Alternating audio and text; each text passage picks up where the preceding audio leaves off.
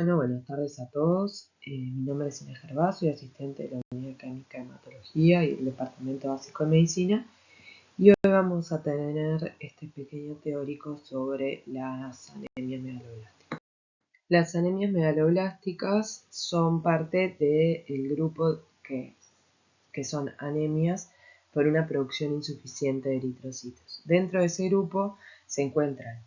las anemias asociadas a déficit de distintos metabolitos, algunas de las cuales vamos a hablar hoy, otras de las cuales ya hablamos en teóricos anteriores, que es la anemia ferropénica, y sabemos que las anemias asociadas a los déficits de metabolitos son las anemias más frecuentes. Y por otro lado tenemos dentro de este mismo grupo de anemias por producción deficiente de eritrocitos, también se van a encontrar a las anemias inflamatorias, que también ya hablamos en un teórico previo, y otras anemias sobre todo de causa medular, que no vamos a ahondar el día de hoy, pero que forman parte de este mismo grupo. La anemia megaloblástica se caracteriza por ser una anemia que presenta macrocitosis, es decir, un volumen corpuscular medio aumentado, que es mayor a 100 femtolitros, asociada a anisopoiquilocitosis, es decir, presencia de lóbulos rojos de distintas formas y distintos tamaños, pero sobre todo tendiendo a un aumento en el tamaño, con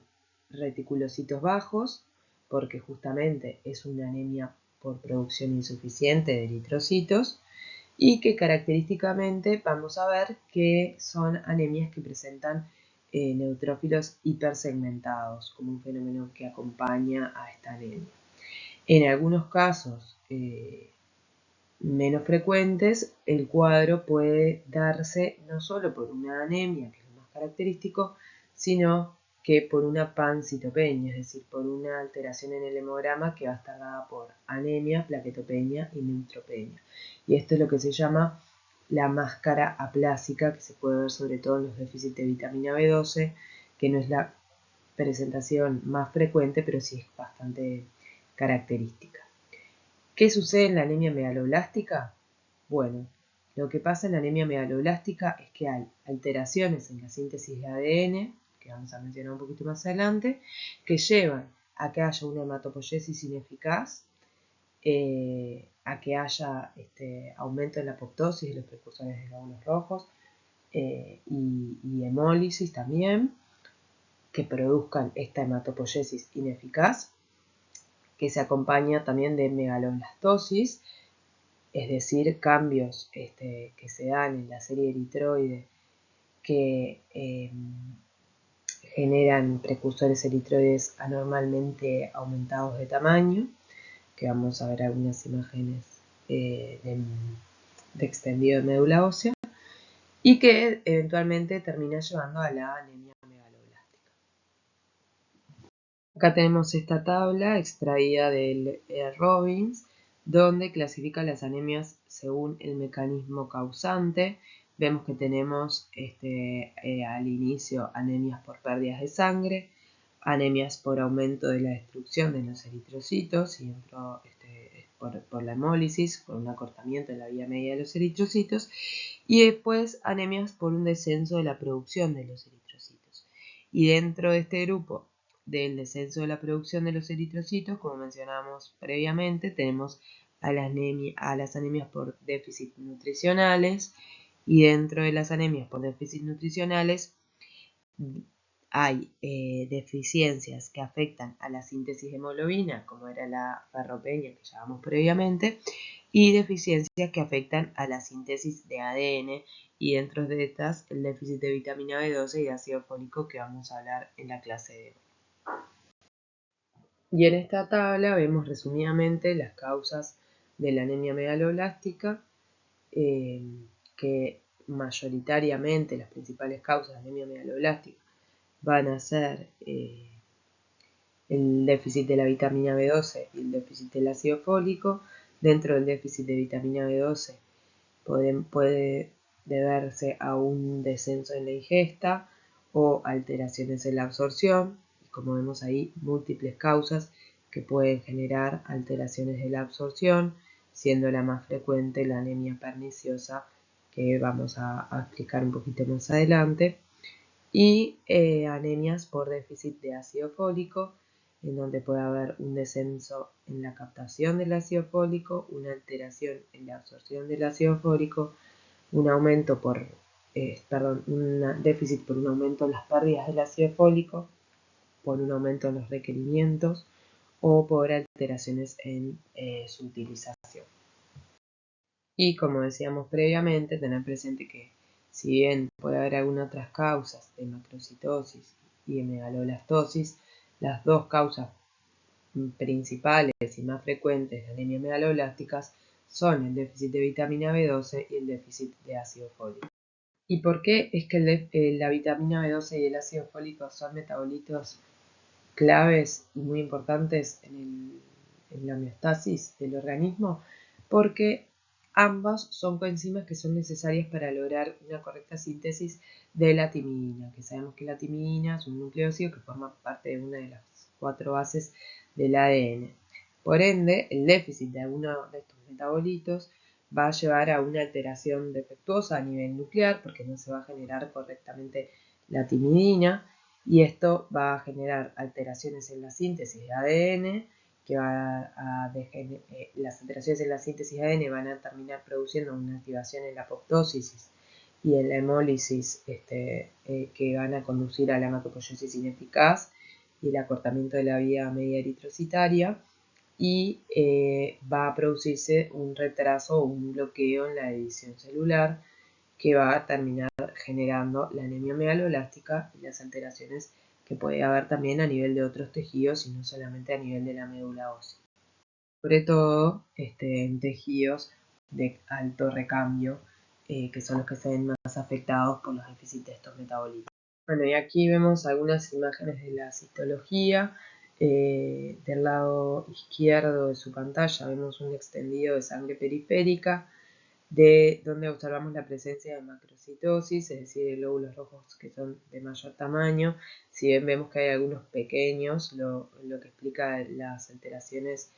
en el ancho de distribución eritrocitaria por la presencia de glóbulos rojos de distintos tamaños, pero predomina la presencia de glóbulos rojos aumentados de tamaño con macrocitosis, con la presencia de macrovalocitos, es decir, glóbulos rojos que son de mayor tamaño y con forma más ovalada,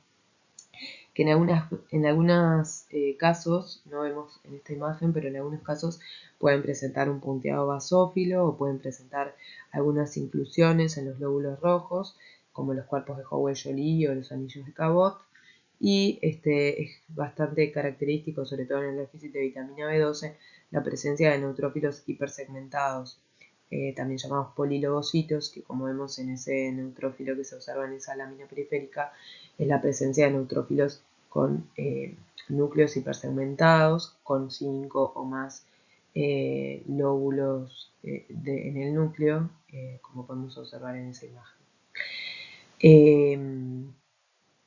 Y a mano derecha tenemos la imagen de una médula ósea de una anemia megaloblástica, donde podemos ver que los cambios macrocíticos también afectan a la médula ósea y sobre todo responden a un asincronismo entre la maduración nuclear y la maduración a nivel citoplasmático. Las médulas óseas de estos pacientes suelen ser hipercelulares, donde va a predominar sobre todo la serie eritroide, que como decíamos va a ser megaloblástica, va a haber aumento del tamaño de los precursores eritroides y ese asincronismo madurativo característico. También puede haber un aumento de los precursores mieloides, sobre todo se puede observar en algunos casos la presencia de un freno en la maduración de la serie mieloide, y la presencia de metamielocitos, que como sabemos son uno de los estadios madurativos de los precursores granulares, que van a ser grandes también. Y al igual que en la sangre periférica podemos observar los neutrófilos hipersegmentados, en la médula ósea también hay presencia de neutrófilos que también pueden ser hipersegmentados. Entonces, el estudio y el diagnóstico de todos los pacientes va a tener distintas etapas. Primero vamos a realizar el diagnóstico de una anemia megaloblástica, En segundo lugar, vamos a determinar cuál es el déficit que está causando esa anemia y luego vamos a identificar cuál es la causa de ese déficit. Vamos a empezar entonces a hablar un poquito de las anemias por déficit de vitamina B12 y su patógeno. Entonces, ya hablamos un poquito en la introducción cuál era la importancia de los metabolitos que vamos a mencionar en esta clase, sobre todo la vitamina B12 y el ácido fólico, pero vamos a profundizar ahora un poquito y decir que la vitamina B12 es un compuesto orgánico que es bastante complejo. Ahí tenemos una imagen de la representación química de esta molécula, que consta de 3 partes, de un grupo corrina, de un nucleótido de benzimidazol y de un radical variable, que proviene de productos de origen animal y que diariamente en el organismo se requieren de 2 a 3 microgramos para el metabolismo celular. En general, en una dieta que contiene productos de origen animal, la cantidad que ingerimos es mucho mayor a la cantidad requerida, por lo cual no suele haber mayores problemas en cuanto a las ingestas en una dieta que contiene productos de origen animal, porque recordemos que solamente está presente en productos de origen animal, como la carne, la leche y los huevos, por lo que en ese tipo de dietas no suele haber mayores problemas en cuanto a la ingesta, pero puede ser que en las dietas vegetarianas estrictas o veganas, más bien, no contengan las cantidades necesarias de vitamina B12 o cobalamina, que es la otra forma de llamar. Hay depósitos intrahepáticos a nivel del organismo donde se acumula la vitamina B12 que no se utiliza diariamente, y estos depósitos son bastante importantes, son de más o menos 2 a 5 miligramos, y teniendo en cuenta que de forma diaria se requieren entre 2 y 3 microgramos, estos depósitos duran en general años, y es por ello que cuando se produce un déficit puede demorar varios años en aparecer la patología asociada por la presencia de estos depósitos tan abundantes. Bueno, como decíamos previamente, en las dietas que contienen productos de origen animal, la deficiencia por un déficit en la dieta es bastante poco frecuente, porque en una dieta básica que contenga justamente productos de origen animal, las cantidades de vitamina B12 que se ingieren son suficientes para cumplir con los requerimientos diarios. Entonces, una de las principales fuentes de déficit de vitamina B12, más que fuentes, digamos, causas de déficit de vitamina B12, van a ser las alteraciones en la absorción. Y por ello es clave que nosotros conozcamos adecuadamente cómo es el proceso de la absorción de la vitamina B12.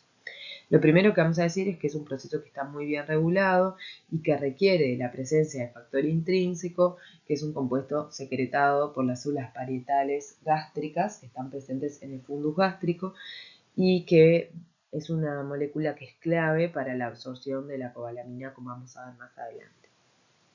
Lo primero que sucede es que, bueno, en los alimentos la cobalamina va a venir unida a proteínas de los alimentos, se va a ingerir, y a nivel del estómago la pepsina va a liberar a la vitamina B12 de estas proteínas y va a hacer que la vitamina B12 se una a la aptocorrina. La aptocorrina es una proteína que es salival y que lo que va a hacer proteger a la vitamina B12 de la degradación que puede darse, sobre todo en el estómago, por el ambiente ácido que hay a dicho nivel. La B12 unida a la aptocorrina va a pasar al duodeno,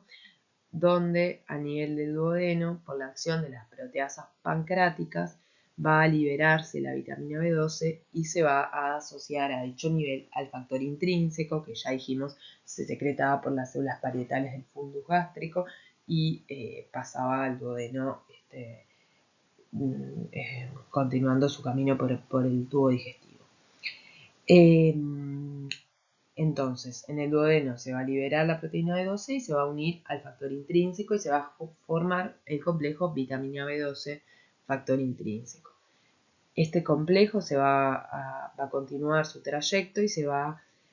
a transportar hasta el hilio, donde va a ser absorbido por endocitosis gracias a la presencia de un receptor específico a nivel de los enterocitos del hilio, que es la cubilina. En las células ciliales, la proteína va a unir, va a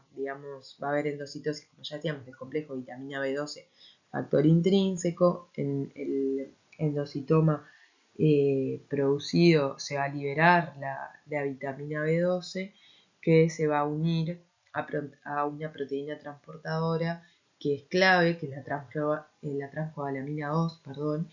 y va a pasar posteriormente al plasma, donde va a circular unido a esta proteína. La vitamina B12 no puede circular en el plasma libre y el principal transportador de la vitamina va a ser justamente la transcobalamina 2. La transcobalamina 2 va a liberar posteriormente a la vitamina B12 en distintas células del organismo, sobre todo en el hígado, donde dijimos que estaban los principales depósitos, y a nivel de las células donde se requiera para el metabolismo celular, sobre todo células, ya decíamos, de tejidos donde haya una alta proliferación, como son justamente la médula ósea, pero también puede ser el tracto digestivo, por ejemplo. Este es el principal mecanismo de absorción de la vitamina B12, pero sabemos que también hay un pequeño porcentaje que se va a absorber por difusión pasiva, que es una absorción menos eficiente, pero que existe, y en ese caso es independiente del factor intrínseco, y va a explicar por qué, como vamos a mencionar más adelante, en algunos casos de anemia perniciosa podría utilizarse tratamiento con dosis altas de vitamina B12 vía oral, igual lograr algo de absorción. Bueno, y aquí tenemos nuevamente, como a modo de resumen, esquematizada la absorción de la vitamina B12, la que predomina, digamos, no la absorción pasiva, sino la absorción mayoritaria de la vitamina B12, que va a tener tres fases importantes. La fase gástrica, donde ya dijimos se va a liberar la vitamina B12 de los alimentos y se va a unir a la aptocorrina. La fase duodeno-yeyunal, donde se va a degradar la aptocorrina, se va a liberar la vitamina B12, que se va a unir al factor intrínseco. Y algo que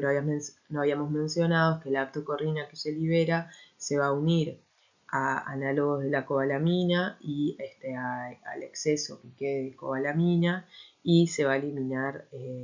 a nivel hepático por la bilis. Luego tenemos la fase ileocólica, donde se va a absorber el complejo vitamina B12 factor intrínseco en el colon. Se va a formar un lisosoma, como decíamos, en el interior del enterocito ileal, donde se va a degradar el factor intrínseco y se va a liberar la vitamina B12, y la vitamina B12 va a ser captada por su transportador, la transcobalamina 2, y va a ser transferida al plasma. Y en el plasma, como decíamos, nunca puede circular libre la vitamina B12, sino que va a circular siempre unida a otras proteínas, siendo estas las cobalofilinas, pero el principal transportador de la vitamina B12 es como decíamos hoy, la transcobalamina 2. En cuanto a la utilización de la vitamina B12, como ya decíamos, la vitamina B12 va a ser, entregada por la transcobalamina 2 en distintos tejidos, sobre todo mencionamos en los tejidos que tienen un alto recambio celular, y esto se va a dar porque en las membranas celulares hay un receptor específico para la transcobalamina 2, se va a lograr la internalización por endocitosis del complejo transcobalamina 2 vitamina B12, se va a formar una vacuola lisosómica donde se va a degradar la transcobalamina 2 y la vitamina B12 se va a liberar y donde se va a activar por la transformación a metilcobalamina o adenosilcobalamina para su posterior uso. Y a nivel del organismo, básicamente la vitamina B12 va a cumplir dos funciones que son claves y que explican por qué el déficit de la misma genera los problemas que genera, y van a ser el rol que tiene la metilcobalamina como un cofactor clave para la transformación de homocisteína en metionina a través de la metionina sintetasa, es la enzima que genera esta transformación, y lo que va a suceder en ella va a ser la formación de ácido tetrahidrofólico, que es esencial para la conversión de monofosfato de desoxiuridina en monofosfato de desoxitimidina, y esto, como mencionábamos, siendo este un componente básico del ADN, que es clave a nivel de la producción de ADN en las células, ¿no? Y por eso la importancia que tiene, sobre todo en los tejidos con alto recambio. Justamente en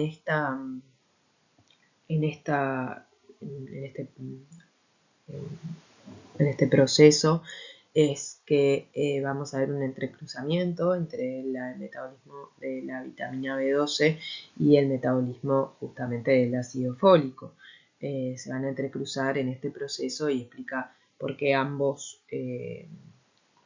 metabolitos son claves para la síntesis del ADN, y por qué el déficit de ambos metabolitos va a generar un cuadro clínico de características similares.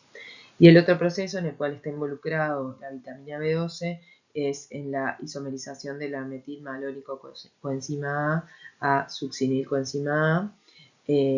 A través de la enzima metilmalónico coenzima A mutasa, que se requiere de adenosilcobalamina para que se dé esta isomerización, y lo que va a suceder es que explica esto porque el déficit de vitamina B12 genera un aumento de las concentraciones de ácido metilmalónico en orina y en plasma, porque no se da adecuadamente la isomerización de la enzima, y lo que va a pasar es que va a haber una acumulación de metilmalonato y propinato que va a llevar a que haya una acumulación de ácidos grasos que van a ser anormales, sobre todo en los lípidos neuronales, y explica por qué hay una degeneración en la producción de la mielina, y que va a explicar alguna de la clínica, sobre todo en la anemia perniciosa, como vamos a ver más adelante.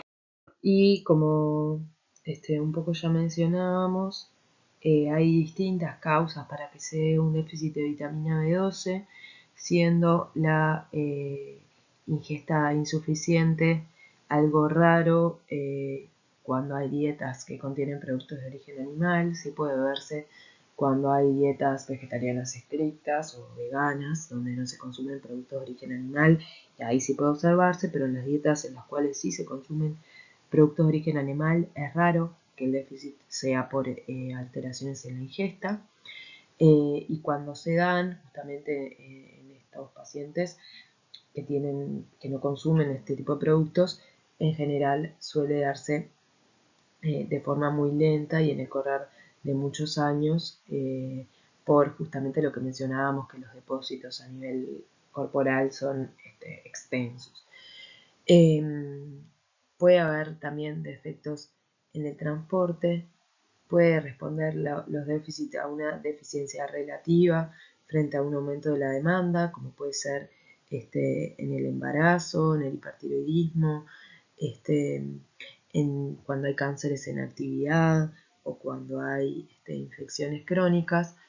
pero lo más frecuente es que se den el déficit por una alteración en la absorción, como ya mencionábamos. Y esa alteración en la absorción puede también responder a distintas causas, siendo la más frecuente la anemia perniciosa, que ahora vamos a ahondar un poquito, pero existen otras causas que pueden generar déficit en la absorción de vitamina B12, como pueden ser la cloridia y la pérdida de secreción de la pepsina, que no permite que la vitamina B12 se libere adecuadamente de los alimentos. Puede deberse a una presencia de una gastrectomía, donde se va a perder el factor intrínseco, pero por eliminación de las células que lo generan. Puede verse frente a una insuficiencia del páncreas exócrino, que lo que va a hacer es que no se va a permitir que se libere la vitamina B12 del complejo aptocorrina vitamina B12, porque recuerden que las proteínas pancreáticas están involucradas en ese proceso. Puede deberse a una resección o una enfermedad ileal difusa que impida que se dé la absorción adecuada del complejo factor intrínseco vitamina B12, o bueno, en algunos casos que haya tenias, por ejemplo, no se va a absorber la vitamina B12 porque estas pueden llegar a competir con la vitamina B12 con el huésped. Bueno, y aquí tenemos una tabla que también lo que muestra son distintas causas de un déficit de la vitamina B12. Como vemos, las que predominan son las causas en las cuales se afecta la absorción, como veníamos un poco hablando, siendo el déficit de factor intrínseco una de las principales causas, pero hay otras, como ya mencionábamos, la hipocloridia, el bypass gástrico, la resección ileal, etc. La dieta insuficiente, ya dijimos, en veganos o vegetarianos estrictos, siendo algo que se va de instalación lenta, que se da a lo largo de muchos años, y alteraciones en el transporte, sobre todo por alteraciones congénitas, que son también mucho menos frecuentes. Bueno, entonces ya dijimos, la principal causa de déficit de vitamina B12 son por defectos en la absorción, y dentro de los déficits por defectos en la absorción, la más importante es la anemia perniciosa. La anemia perniciosa es causada por una gastritis autoinmune, donde hay una alteración en la producción de factor intrínseco que se da por justamente la presencia de autoanticuerpos dirigidos contra las células parietales del fundus gástrico, que va a generar una atrofia gástrica y una justamente disminución de estas células parietales. Es una enfermedad que se da sobre todo en adultos mayores, con una mediana edad de diagnóstico de 60 años, que se observa en todos los grupos étnicos, pero se ha visto que predomina en algunos grupos étnicos en especial, y si ustedes ven por ahí van a ver que, que es como bastante más característica, sobre todo en gente con ascendencia escandinava y en pacientes caucásicos,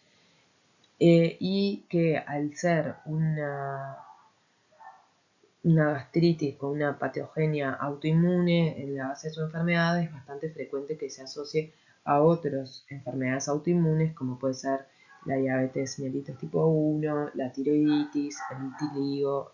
entre otras. Aquí vemos una imagen de una lámina periférica, un poco lo que hablábamos hoy, la presencia de anisopoiquilocitosis, es decir, distintas formas y distintos tamaños. Como podemos ver, en el centro un macrocito, vemos que ese glóbulo rojo es mucho más grande que los demás, y abajo de ese justamente hay dos más pequeños que serían microcitos, que como decíamos vemos las distintas formas, y eso explica por qué muchas veces en los hemogramas podemos observar un aumento del ancho de la distribución eritrocitaria. Como ya decíamos, es una enfermedad con una patogenia autoinmune que va a comprometer a la mucosa gástrica y va a generar la destrucción sobre todo de las células parietales.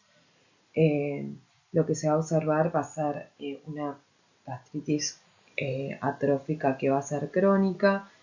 que va a justamente predominar la pérdida de las células parietales, y que pueden observarse también a nivel de la mucosa gástrica, cambios megaloblásticos, como decíamos, así como podemos verlos en la médula ósea, en el tubo digestivo, por ser un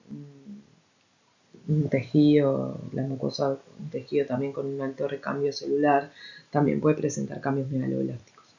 Hay distintos tipos de anticuerpos. Va a haber anticuerpos que van a bloquear la unión de la vitamina B12 al factor intrínseco, que se van a observar en 75% de los casos.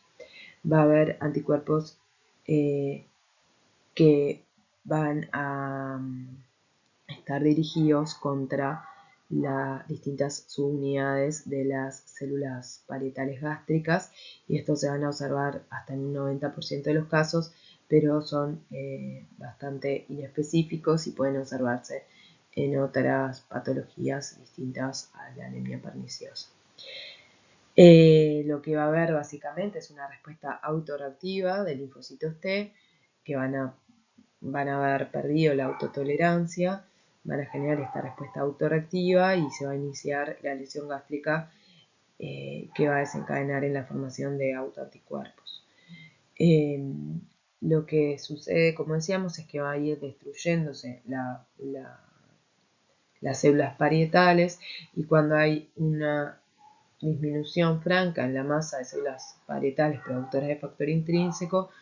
y se van agotando los depósitos de vitamina B12, se va a favorecer el desarrollo de la anemia, porque justamente al caer la producción de factor intrínseco no se va a dar la correcta absorción, porque ya mencionamos el rol clave que tiene el factor intrínseco para la absorción de la vitamina B12. Bueno, la anemia perniciosa tiene un cuadro clínico que es bastante característico, que algunos elementos se van a compartir con otras anemias carenciales, específicamente con la anemia por déficit de ácido fólico, pero tiene algunos otros elementos clínicos que no se van a compartir. Vamos a decir que la clínica va a ser de inicio insidioso y con una evolución progresiva y lenta, porque como mencionamos los depósitos son grandes y va a demorar en aparecer la clínica sugestiva de déficit, porque va también a demorar en aparecer el déficit gracias a la presencia de depósitos importantes. La anemia va a ser progresiva y en general al momento de la consulta los pacientes suelen presentarse con anemia moderada a severa. Puede haber presencia,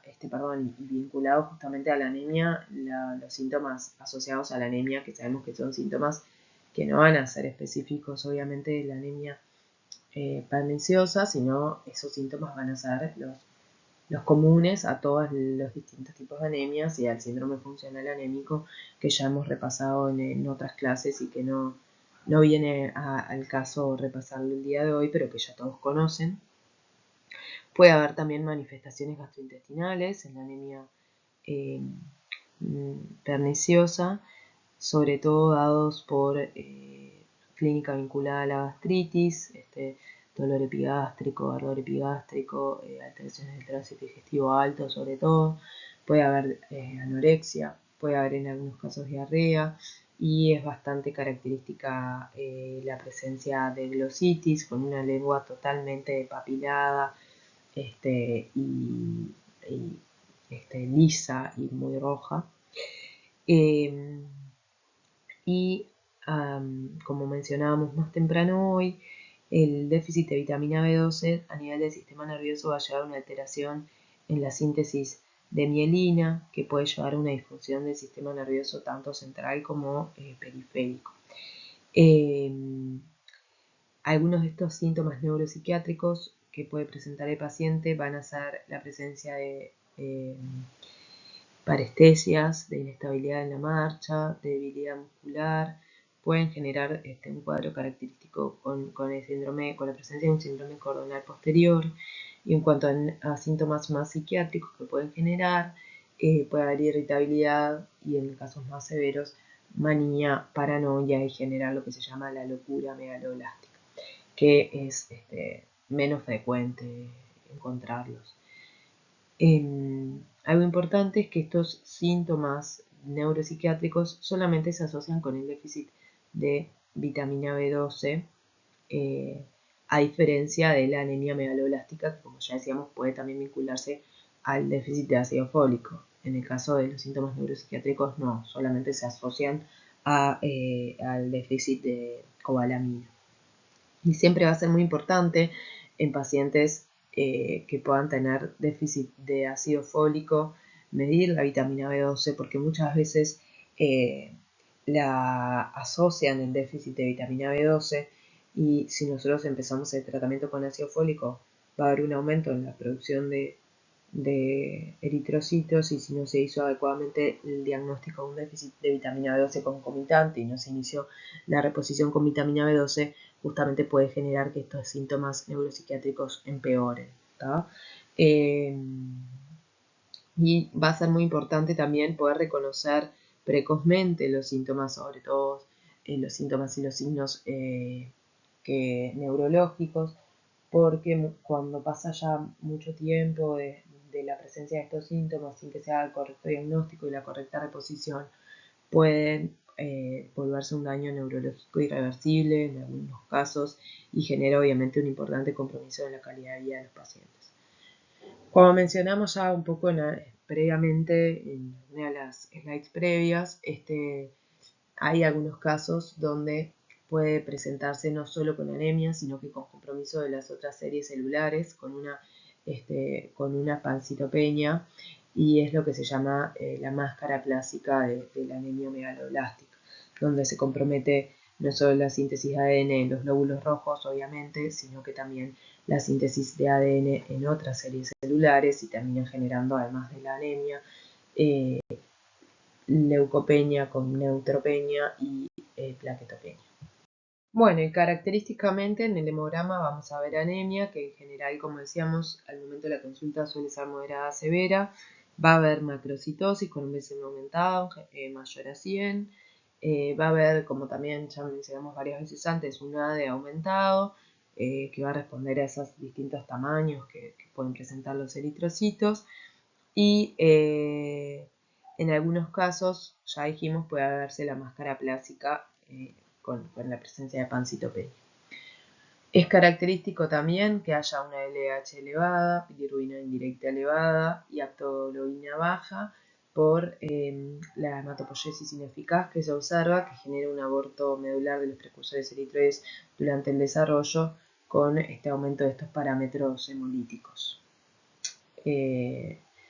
Por supuesto, vamos a ver ahora, pero esto lo característico en la paraclínica general, digamos. Después en las dosificaciones vamos a encontrar las alteraciones correspondientes. En las dosificaciones de metabolitos vamos a encontrar un déficit, justamente en este caso de la vitamina B12, que puede o no asociar déficit del ácido fólico. Y cuando hacemos diagnóstico de una anemia perniciosa, lo que vamos a ver va a ser la presencia de una anemia megaloblástica, que puede ser moderada o severa, como mencionábamos. Puede haber leucopenia, ya dijimos, y la presencia de polilogocitos, es decir, neutrófilos con núcleos hipersegmentados en la sangre periférica y en la médula ósea. Vamos a realizar una dosificación de vitamina B12 que va a estar baja,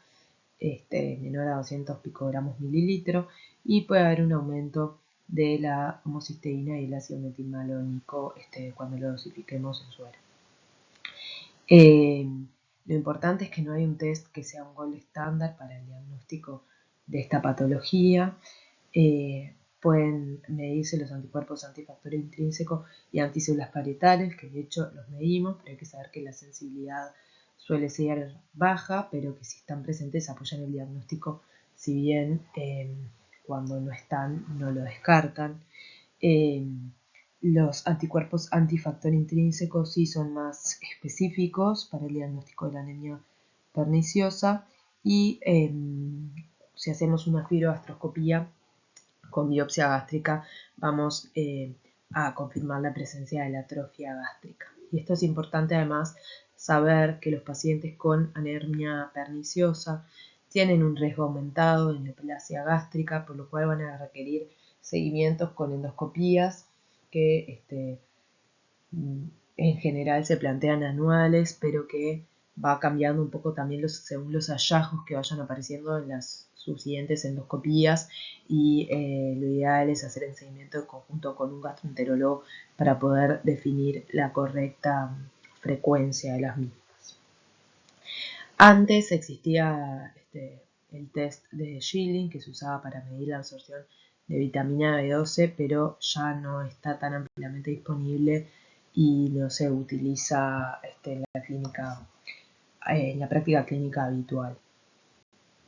Bueno, y el tratamiento de la anemia perniciosa se va a basar en la reposición con vitamina B12. Esta reposición puede haber dos caminos, puede haber dos vías para realizarlo. Uno es la reposición por vía oral, que es una opción que puede utilizarse en la mayoría de los pacientes, aunque en la anemia perniciosa muchas veces preferimos la vía intramuscular para asegurarnos que sea una correcta absorción. Si bien,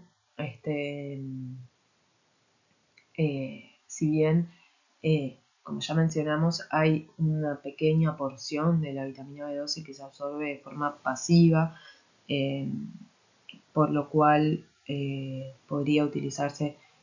a dosis altas en la anemia perniciosa, dado que esta pequeña proporción que se absorbe de forma pasiva no depende del factor intrínseco para su absorción. Por lo cual, en algunos autores y en algunas guías ya se plantea la posibilidad de utilizar vitamina B12 vía oral a dosis altas, pero muchas veces de todas formas terminamos utilizando la vía intramuscular, sobre todo cuando los pacientes tienen síntomas severos. Los cambios megaloblásticos van a mejorar rápidamente una vez que se inicie la reposición con la vitamina B12. Va a aparecer un aumento de los reticulocitos en sangre periférica que van a responder justamente a un aumento en la producción de los glóbulos rojos, y el pico máximo va a darse a la semana de que se inicia la reposición, el pico máximo de reticulocitosis, y el hemograma va a volver a la normalidad entre 2 y 3 meses de iniciada la reposición. Los síntomas neurológicos, como decíamos, algunos pueden mejorar y en general cuando mejoran empieza la mejoría más o menos a los 3 meses iniciada la reposición, pero en algunos casos puede llevar hasta un año que se logre una mejoría completa. Y mencionábamos que va a haber algunos pacientes que iba a depender un poco de la evolución clínica y de la evolución de los síntomas neurológicos, sobre todo el tiempo de evolución, que puede ser que estos síntomas neurológicos sean irreversibles en algunos casos. Siempre hay que tener en cuenta estudiar otros metabolitos ante la ausencia de déficit, por lo que hablábamos hoy, en el caso de la vitamina B12, tener en cuenta que cuando empecemos la reposición, justamente ya dijimos, va a haber un pico en el aumento de la eritropoyesis. Eso va a generar un consumo importante del resto de los metabolitos, entonces siempre es importante descartar que no haya otros déficits que requieran reposición también para no acentuar otros déficits frente a un aumento de la eritropoyesis. Bueno, y ahora vamos a hablar brevemente de la anemia por déficit de ácido fólico, que como ya dijimos van a compartir muchas características comunes con la anemia por déficit de vitamina B12, sobre todo teniendo en cuenta que ambos metabolismos, el metabolismo de la B12 y el ácido fólico, se van a cruzar en las funciones que cumplen estos compuestos y que por ello van a dar cuadros clínicos que van a ser similares, que pasaremos a comentar más adelante. La deficiencia de folatos en general es bastante poco frecuente. Vamos a ver ahora que la ingesta de folatos está bastante extendida actualmente en la dieta, y como al igual que la vitamina B12, cuando hay un déficit, la alteración en el metabolismo va a afectar a la edición en distintos tejidos, sobre todo en los tejidos de división rápida. Los derivados del ácido tetrahidrofólico van a actuar como intermediarios en varios trueques que afectan a distintas estructuras de carbonos, y estos trueques van a depender de distintos procesos metabólicos, sobre todo la síntesis de las purinas, la conversión de homocisteína a metionina, que ya mencionamos previamente porque también está involucrada la cobalamina, y la síntesis de monofosfato de desoxitimidina a través de este mecanismo, que ya dijimos es clave para la producción del ADN. Como veníamos mencionando, el déficit de ácido fólico va a dar una anemia megaloblástica que clínicamente va a ser muy similar a la anemia déficit por vitamina B12, pero en este caso no se va a afectar la síntesis de mielina, por lo cual una diferencia importante entre ambos cuadros clínicos va a ser la presencia clínica neurológica, que sí puede observarse en el déficit de vitamina B12, pero que no la esperamos en el déficit de ácido fólico. Y acá esta imagen obtenida de Robbins básicamente representa lo que veníamos hablando, como los derivados del ácido tetrahidrofólico van a ser una reserva de aceptores y donadores de carbonos que van a permitir que fragmentos de carbono sean utilizados para la síntesis de purinas, de metionina y de monofosfato de desoxitimidina, todos ellos claves en el metabolismo y la homeostasis del organismo. Por lo tanto, este es como el rol metabólico que cumple el ácido fólico. Ya mencionábamos previamente, los folatos van a estar involucrados en la síntesis de múltiples moléculas a nivel del organismo, pero dentro de ellas la biológicamente más importante es la formación del monofosfato de desoxitimidina, que va a ser clave para la síntesis de ADN, como ya veníamos mencionando, y esta se va a dar gracias a la actividad de la timidilato sintetasa, que va a permitir la formación, el pasaje de monofosfato de desoxiuridina a monofosfato de desoxitimidina para la posterior formación de ADN. Y como ya vimos, en este proceso que se unen tanto la síntesis de ácido fólico, el metabolismo del ácido fólico con el metabolismo de la vitamina B12, ya que la vitamina B12 va a permitir a través de la metionina sintetasa la formación del ácido tetrahidrofólico que va a ser necesario para la conversión del monofosfato de desoxiuridina a monofosfato de desoxitimidina. Las causas de déficit de ácido fólico podemos dividirlas en un descenso de la ingesta, que dependemos de la dieta para obtener el ácido fólico, pero como dijimos, la mayoría de las dietas contienen cantidades generosas de ácido fólico, por lo cual el descenso de la ingesta no suele ser tan habitual. Puede responder a un aumento de las necesidades,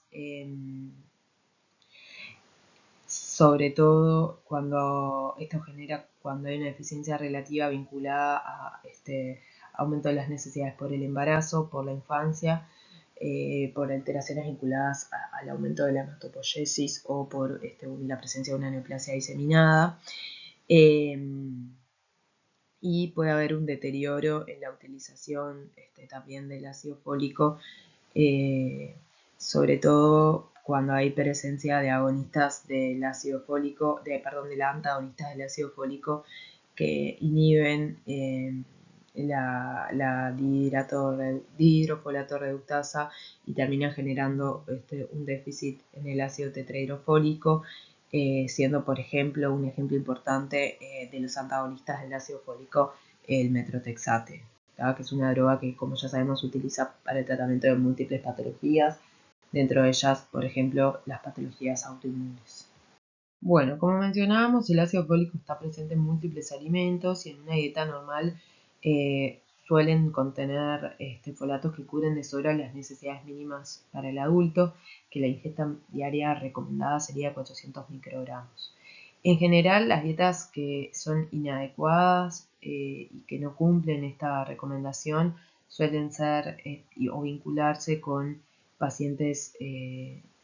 alcoholistas crónicos o muy añosos que tienen las ingestas muy disminuidas, o pacientes en situación de extrema pobreza o indigentes.